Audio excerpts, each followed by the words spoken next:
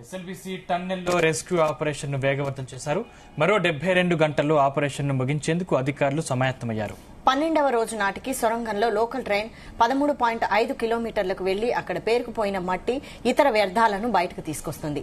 NDRF, SDRF, Singareni, rat hole miners, ఇతర అన్ని రకాల రెస్క్యూ సంస్థలు కృషి చేస్తున్నాయి. కన్వేయర్ బెల్ట్ ద్వారా గంటకు 8,000 టన్నుల మట్టిని లోకల్ ట్రైన్ ద్వారా బయటకు తరలిస్తున్నారు. ఎస్ఎల్బీసీ వద్ద కొనసాగుతున్న సహాయక చర్యలను ఎమ్మెల్యే డాక్టర్ వంశీకృష్ణ పర్యవేక్షించారు.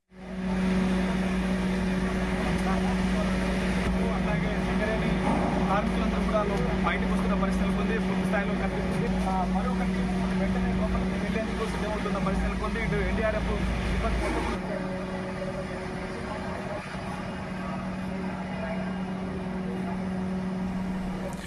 ఎస్ఎల్బీసీ టన్నెల్లో రెస్క్యూ ఆపరేషన్ వేగవంతం చేశారు. మరో 72 గంటల్లో ఆపరేషన్ ను ముగించేందుకు అధికారులు సమాయత్తమయ్యారు. ఈ అంశానికి సంబంధించిన మరిన్ని పూర్తి డీటెయిల్స్ మా క్రైమ్ బ్యూరో చీఫ్ రవితేజ అందిస్తారు. రవితేజ, ఎస్ఎల్బీసీ టనల్లో చిక్కుకున్నటువంటి ఈ 8 మంది కోసం రెస్క్యూ ఆపరేషన్స్ ఇంకాస్త వేగవంతం చేశారు. ఆ కటింగ్ మెషిన్స్ అన్నింటిని కూడా తొలగించి, అక్కడ ఉన్నటువంటి పైప్స్ అన్ని కూడా తొలగించి ఎలా బయటికి తీసేటువంటి సన్నాహాలు ఇంకా సాగుతా ఉన్నాయి.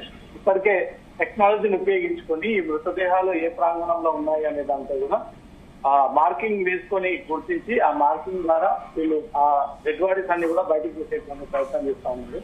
మరో 72 గంటల్లో ఆపరేషన్ ముగించేందుకు అధికారులు ఇప్పటికే అన్ని రకాలుగా ఈ చర్యలకు సిద్ధమవుతున్నట్టుగా తెలుస్తుంది. 12వ రోజు ఈ రోజు సొరంగంలో వాళ్ళు చిక్కుతున్నటువంటి ఘటన 13.5 కిలోమీటర్లు వెళ్లి అక్కడే వీళ్ళు ఆ మెషిన్ ఒక్కసారిగా పగిలిపోయి పైన ఉన్నటువంటి పైకప్ అంతా కూడా కూలిపోయి వీరి పైన వచ్చి పడడంతో సేఫ్ గా కొంతమంది కార్మికులు బయటకు రాగా 8 మందిలో ఇంజనీర్లు, ఛత్తీస్గఢ్ లేబర్, మరో ఇద్దరు తెలుగు ప్రజలు ఇద్దరు దాంతో చిక్కున్నారు. మొత్తం 8 మంది ఇంకా టనల్లోనే ఉన్నారు. వీళ్ళు చనిపోయినట్టుగా మాత్రం అధికారులు ధృవీకరించడం జరిగింది.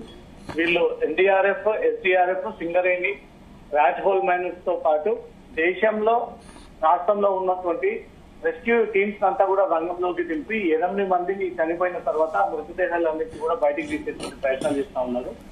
సుమారు 8,000 టన్నుల మట్టిలో లోకల్ ట్రైన్ ద్వారా బయటికి తరలిస్తా ఉన్నారు. ఎస్ఎల్బీసీ వద్ద ఇంకా సహాయక చర్యలు కొనసాగుతా ఉన్నాయి.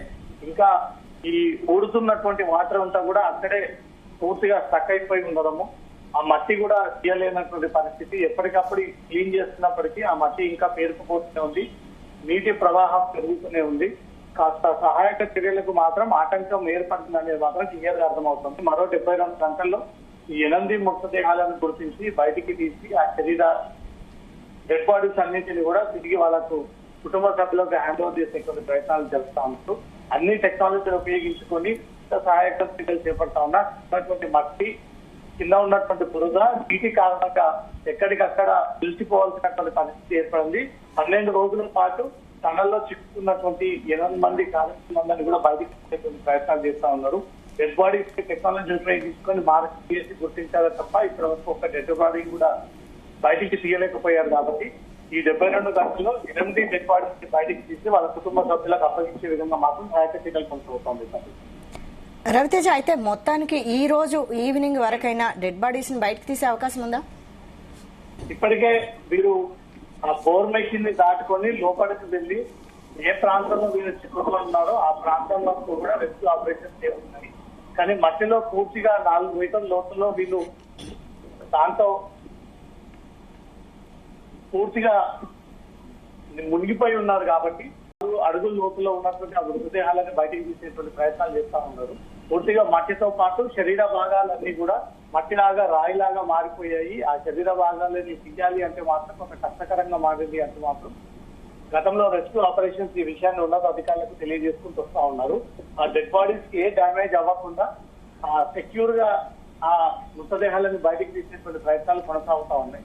టెక్నాలజీని ఉపయోగించుకొని జీపీఆర్ సిస్టమ్ ద్వారా ఎక్కడెక్కడ ఈ మృతదేహాలు మట్టి లోపల కూరుకుపోయి ఉన్నాయి అనే వాటిని గుర్తించి అక్కడ మార్కింగ్ చేసుకొని టెక్నాలజీ ద్వారా ఆ వాటర్ ని మడ్ అంతా కూడా తొలగించేసి పూర్తిగా మట్టిని తొలగించిన తర్వాత శరీర భాగాలని, శరీర అవయవాలన్నీ కూడా అక్కడి నుంచి తీసి మీరు కుటుంబ సభ్యులకు అప్పగించే కంటే ముందుగానే ఆసుపత్రికి తరలించి పోస్ట్ మార్టం నిర్వహించేటువంటి ప్రయత్నాలు చేస్తా ఉన్నారు. ఎమర్జెన్సీ టీమ్స్ అంతా కూడా ఇప్పటికే ప్రతి వ్యక్తికి ఒక అంబులెన్స్ చొప్పున అక్కడ కేటాయించి దగ్గరలో ఉన్నటువంటి ఆసుపత్రికి తరలించేందుకు కూడా అధికార యంత్రాంగం అంతా కూడా సిద్ధంగా ఉంది. ఏ క్షణంలోనైనా ఈ డెడ్ బాడీస్ దొరికినటువంటి వెంటనే ఆసుపత్రికి తరలించి పోస్ట్ మార్టం అనంతరం వాళ్ళ కుటుంబ సభ్యులకు అప్పగించనున్నారు.